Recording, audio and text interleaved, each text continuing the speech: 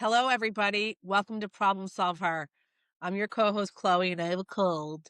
And this is my dear sidekick. Dagmar, I'm Yeah, ready. the I'm ready for the listeners is in topic. the house. How to boost positivity. We're going right into it. Well, welcome to our fun, cool, creative, awesome podcast where we share experiences and stories and have on awesome women and men. So what are we And doing? cats. And cats and dogs. I wish we could have Oliver and Freddie on and they could do their own episode just watching them. Yeah, it won't happen.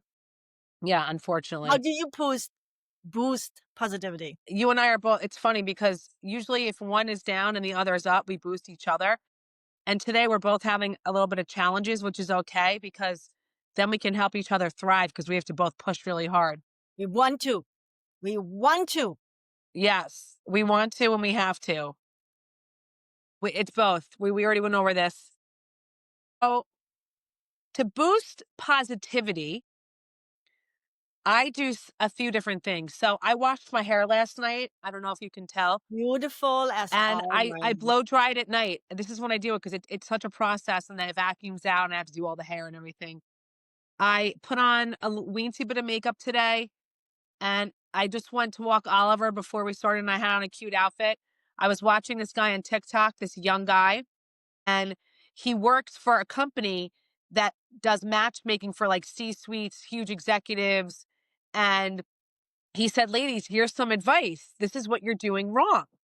You can't go outside, whether you're going to the mailbox or you're walking your dog I know or you're what you going to say. in like pajamas. He's like this retro. I'm like, wait, I literally go outside. I think it's like a cool hip. And my neighbors are like, cool outfit. It's like I wore this to bed and I don't even have a bra on.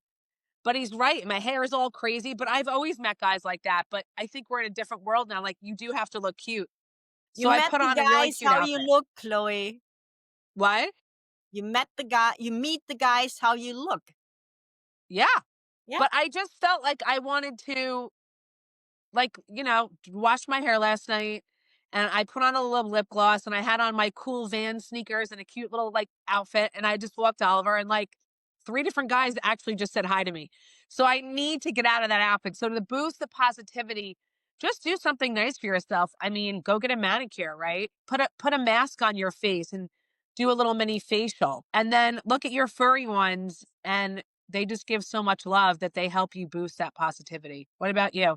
That's beautiful. I'm the totally logical, structured one in this way. When I'm down for whatever reason, emotionally, somebody really made me sad or upset, or life just happened to me and I'm, oh my God, why do I have to go through that or go through that again? The Right. easiest way, really, for me, to boost my positivity is to recognizing how I feel. Do I feel self-pity? Do I feel sad? Do I feel frustrated, angry, depressed? And then to decide, do I want to feel like this? Because I get migraines from it. Do I want to feel like that? No. What do I want? I want to create a better world. Okay. What creates a better world? Creating good things, doing good things for others, creating more light from the perspective. How can I grow something? What helps others, right? To have a better life. So what can I do right now to focus on light and making this happen instead of staying in my own darkness and not creating more light, but really creating more darkness for myself. And as soon as I go through my process and I'm doing it, right? Not just thinking through it, but doing it, it takes my focus away from how I feel to, okay, get this done. And then I forget it, honestly. I forgot that I had a bad day, felt bad. And that really, at this point in my life, helps me to accomplish things, feel good about it, and have less the times where I stay in my negative emotions. Hmm. Do the furry babies help? Absolutely. They help me to comfort me, right? And to give me like this calming feeling. And what gets me out of it is taking action into the direction to create the better world. I mean, I love the fact that you said you pinpoint it first. Mm-hmm. because I do that sometimes, but other times there's so many things swirling up in my head. It's like I can't even pinpoint one of it. It's like a myriad of things. We would like to take a moment in this episode to thank our sponsors. Palm Beach Dog Academy is located right here in the heart of sunny South Florida. Founded by Jeff Nelson, who did his training at the Harvard of Dog Training Academies at the Tom Rose School in Missouri. I can say firsthand that Jeff not only has the credentials and the experience, he knows how to train dogs properly. He trained my beloved Oscar, our furry favorite guy who lived till 19 years of age. For more information about Jeff's packages and his academy, please visit palmbeachdogacademy.com. And I feel like I'm beating a dead horse, but my best friend, Amanda, and I, you met her, she was on, we talked about, we've been best friends since Amanda. 8th grade. Amanda, we've been besties since 8th grade. And we were talking about perimenopause last night. And, every woman hits it at a different age. And what she said to me was, and I loved this because she isn't really affected, she's not being affected yet by it, but everyone else is. But, she has a doctorate in psychology and she's really intelligent. She said, it's the emotions. And that's the truth. It really is the emotions. So when I'm, in a spiral moment, let's call it, I'm like, is this Perry? Is this me not being able to control the emotions? Is my menstrual cycle coming? Am I fearful about something? Because everything, no matter what it is, derives from fear. Fact. It's all the fear of the unknowns. And if we can remove somehow fear, right, from our existence, it would be like, it's like roses and daisies and buttercups and rainbows and sitting on a cloud every day. But unfortunately, that's not the way that the cerebral brain was created. There's a very famous book. It's an old book, and it's daunting and it's very morbid, but it's called The Fear of Death. And it really explains so many different key elements about psychology that we wouldn't normally think about. And it's a big book to take on. Don't take it on when you're feeling down and you need a boost, okay? Take it on when you're in a really good place and you're curious and your mind wants to know more, because the best way to get out of something when you're in any moment is you have to switch the tape in your head. You just have to do it. If you keep replaying it, what's the point? Yeah, absolutely. What you just said makes total sense. For me, above what I shared, so there are two things that I would like to share. One is the perspective we have. Is it the frog perspective looking up from you, right? Or is it the eagle eye perspective looking down on you? So if you are in the frog perspective, you feel everything, right? So then you look up with your emotions. And if you look down from an eagle eye perspective, you look down to your emotions. So you neutralize yourself and you take yourself out of the situation.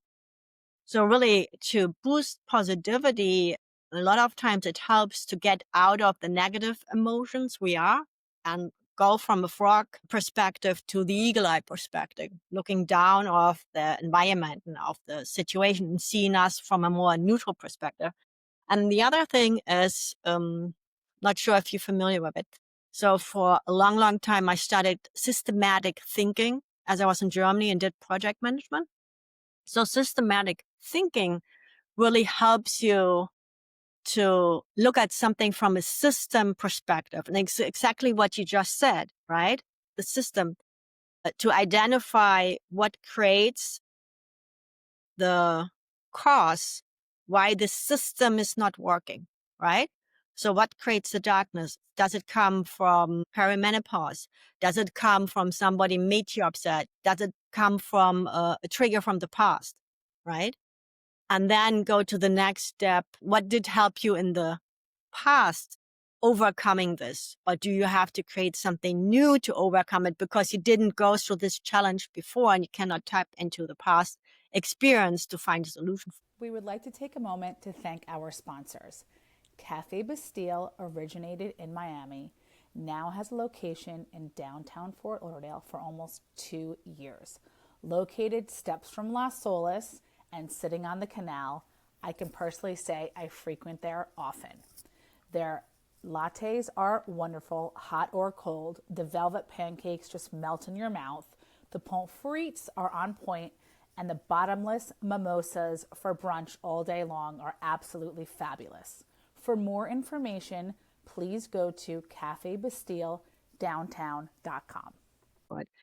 So I think combining what you said and I said, having awareness first of what we are feeling and then identifying why we are feeling it helps us a lot to find the solution. And like, depending on if you're creative or logical or structured or more emotional driven, there are different solutions for each of us. And what Chloe and I share, that's just our solution.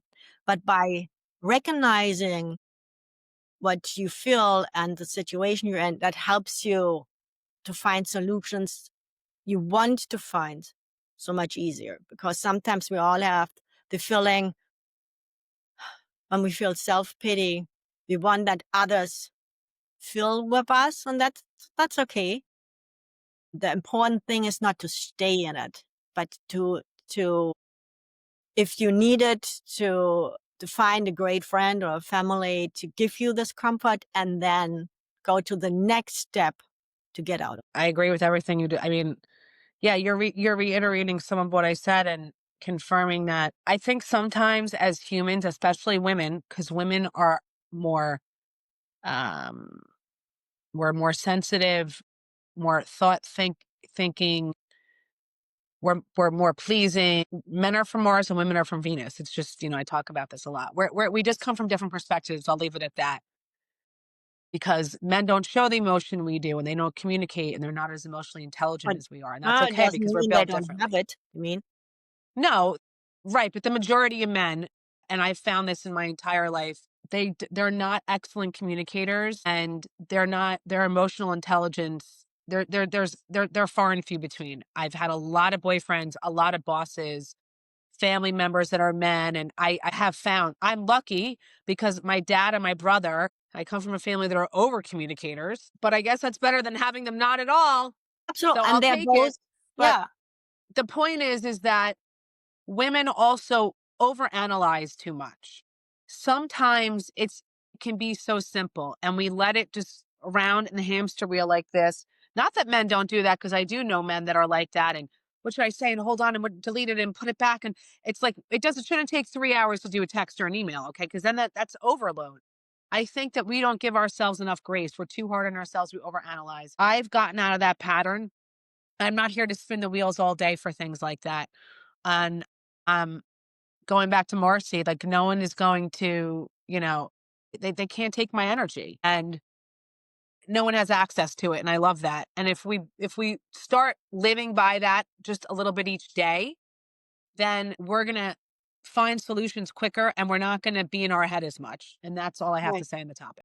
Cool. Is that your one message we share? That's my message. Okay, cool. For me, my one message is focus on who you want to be, not who you are right now. Excellent. I love And it. also share with us your personal stories about what you do to boost your positivity, just in the comments, because Chloe and I, we love to read the comments and see where you are. And then the Yes. future. We want to hear from everybody. We want everyone's perspective, man, woman, and child. We love you. We hear you. We see you. We're on ProblemSolver.com. No E on Solve. Spotify, YouTube, Instagram, TikTok, the Chutzpah Girl, You on Girl. We're everywhere, guys. Come find us. Love you. Love you. Bye. Just a quick note before we end. This conversation is for inspiration and empowerment only. It's not medical, mental health, or legal advice. We are not doctors, therapists, or lawyers. Just women sharing real stories and personal truth. Always seek professional guidance for your unique situation.